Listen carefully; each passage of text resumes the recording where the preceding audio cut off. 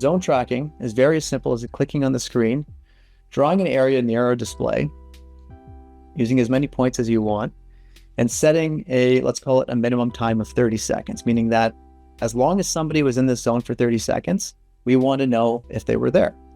And during that time, 4 people were in this zone. They interacted with the display for an average of 41 seconds, and somebody spent a maximum of 52 seconds in there. And similar to line cross, I can jump through those events to see how people interacted with those displays. There's an employee, but perhaps the next person is a customer. And with this, we're really showing how your cameras can start to be, the data from your cameras can start to be used not just for a loss prevention or security use case, but for a marketing use case.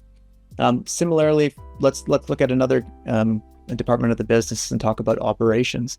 How can we apply this same zone to speed of service?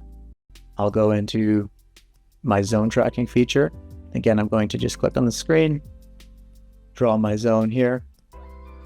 And again, the people that have been in there for a minimum of 30 seconds accounts for 7 people, spending an average time of 1 minute and a maximum time of 3 minutes.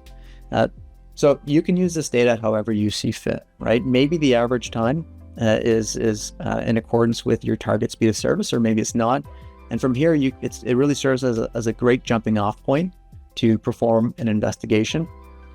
Or you can just adjust the time. Let's say you're interested in this 3-minute window. Let's adjust this time to be a little bit higher. And let's jump forward in that point in time to find that instance where somebody waited for 3 minutes. And again, it's not just about seeing a number come through from a different system and saying, oh, wow, our speed of service is bad, but it's about understanding the why. And our AI finally allows customers to do that very easily.